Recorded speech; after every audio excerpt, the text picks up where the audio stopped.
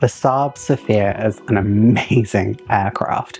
It's known across the world as one of the groundbreaking trainers of the mid-1940s. It began its life in 1945, or at least that's when it began its flying life, and served all the way up until the 1990s, with 50 years of flight.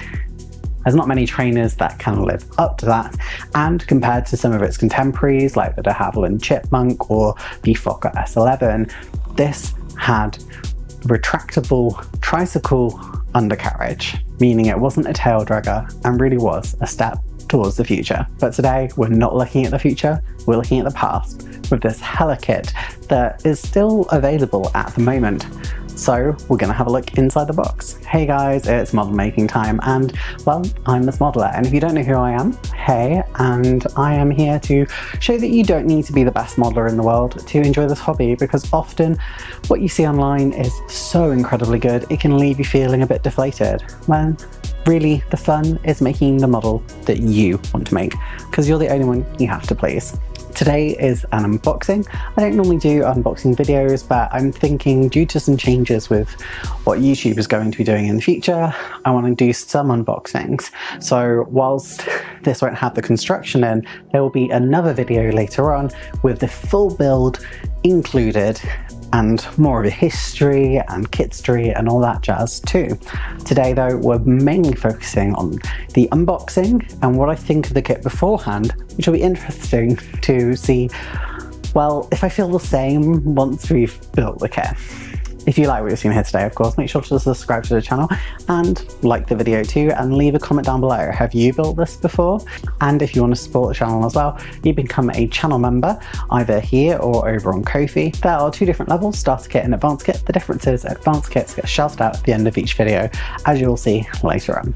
So before we go into anything else, let's just dive straight in and have a look inside this box. Please note this is a new boxing. I bought this off Amazon. I do have an Amazon affiliate link. I have never done it before, but someone suggested I should sign up for it, so I have. So if you want to buy it, you can do it through the Amazon link in my description, and I get a little kickback from that. But yeah, I just wanted to be like clear on that. All the opinions in this will be my own. I bought it with my own money. And here it is, the Saab Safir, and the box art is the Norwegian one, which I guess is a bit unusual. I would have expected Swedish, I suppose.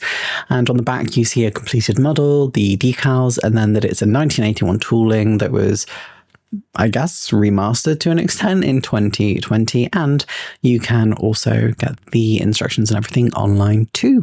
And this is it.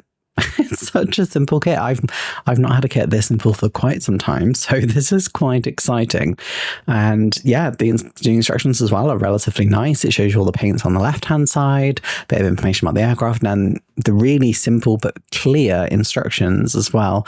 This is good. This is really nice. I've got a lot of helikits, and the old exploded instructions are some of the worst, so I'm really glad to see something so nice, clear. And actually, it's nice with little colour coding, like the glazing on the canopy. That's like a separate colour. It makes it easy to understand that it's not the normal plastic. It's quite nice. Like, you know, it's not groundbreaking, but they're all right.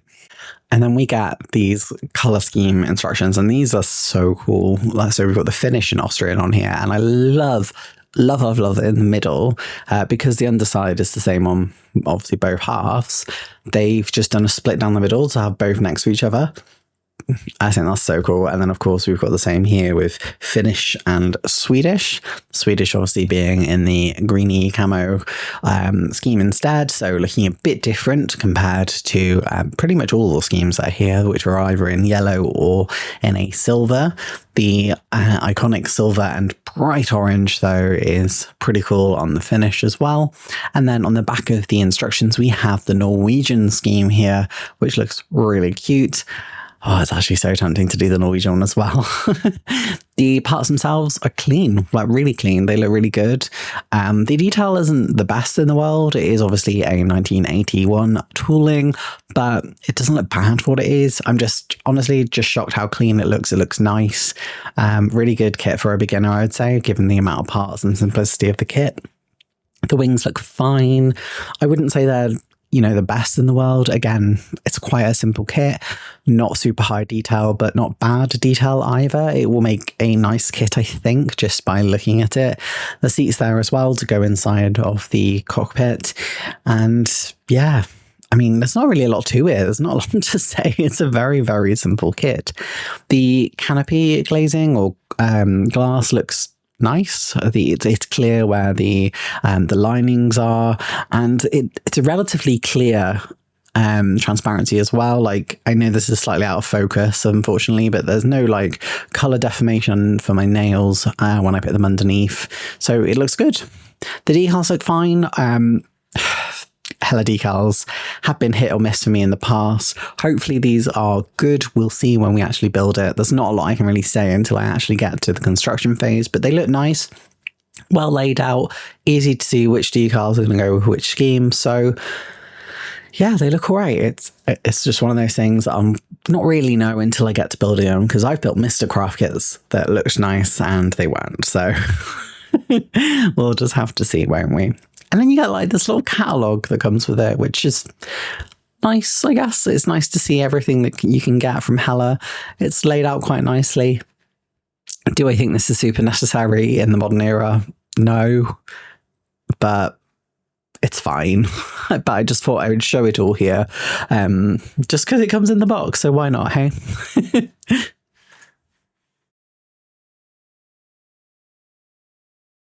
We're having another heatwave in the UK, so apologies for all the sweatiness you've seen.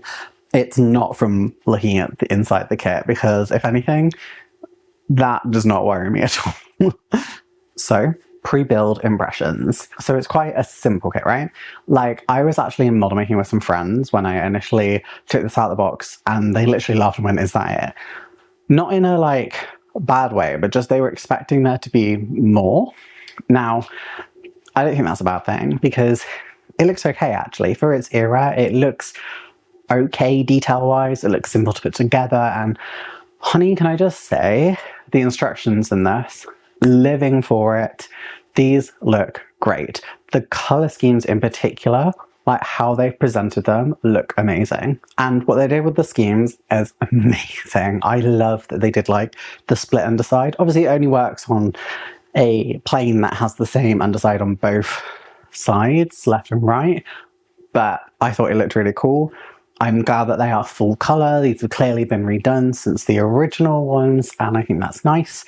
There is full transparency on the back of the box about when it was made and when it has been cleaned up. I think this was 2020, so it's clear what you're getting when you're getting it, and it's clearer than like on some other boxings. Now, it's a bit unique for Hella because nearly all of their range is old, so it's not like they can do a separate Hella Classics, even though they have their Musée series. But go check out my other video on Hella where I talk about their range in a bit more detail. But for me, this kit is okay, right? Like, it's relatively inexpensive. So I paid £13.50 for mine, which is probably in the upper range of what I would probably pay for this. I did also buy this on Amazon, which is purely because I was already buying something from Amazon. I do have that affiliate link, but I would always encourage people to go to their local model shop first.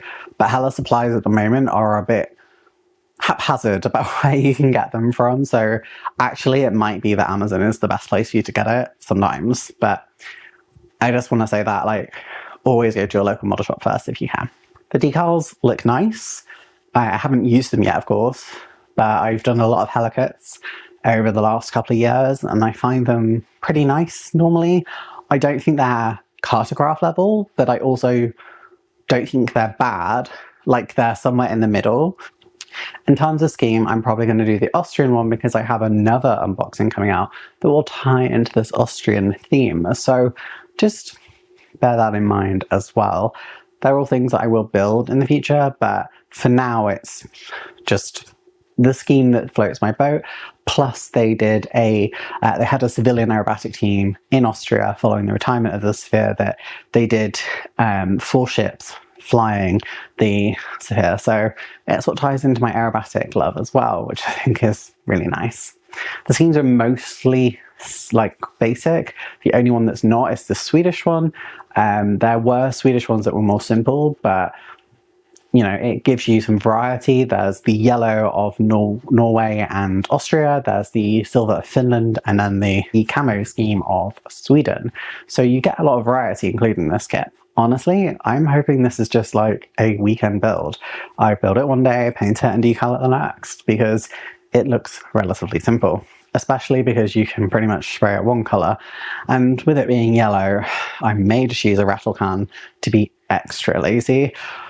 But we'll see what I decide in the end. Yellow is a tricky colour to paint, and rattle cans tend to be the way a lot of people go for them. Brush painting is also okay, and I have done some airbrushing, particularly with gallery and life colour colours, but sometimes you just can't be bothered.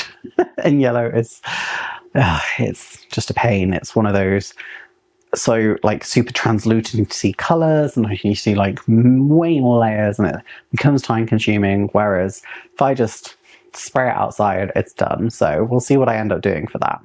I'm not going to give a full decision on whether you should buy this kit or not, because I've literally just opened a box which tells you nothing really.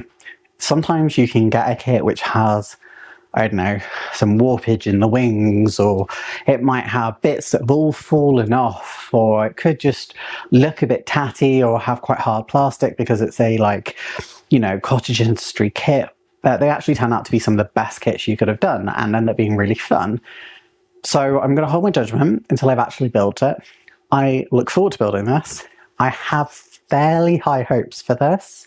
Don't take my full word until you've built it yourself or seen me do the building and given a proper review of it. Obviously, let me know in the comments down below though. Have you built this kit already, and what do you think?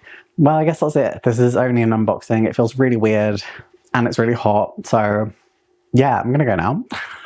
And I'll see you in the next video. Bye! Thank you to all of my channel members. You help keep the channel going. A big shout out goes to my advanced kit level members, including Macy Howard, Trumpet, Taggers 365, Star Trek Props and Models, Bobby G, Daffy Duck, Bob and Genevieve Albridge, David Barber, Jeff's Dioramas, and the two longest supporters, advanced kit level member, that's Explosive Water and Crazy Loacher. Of course, my starter members, you also really help keep the channel going, so thank you for everything that you do.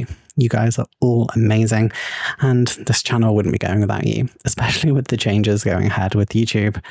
Like, yeah. And if you want to be kept up to date with the latest and greatest videos I release, hit subscribe, and there's a recommended video here for you, so go check it out.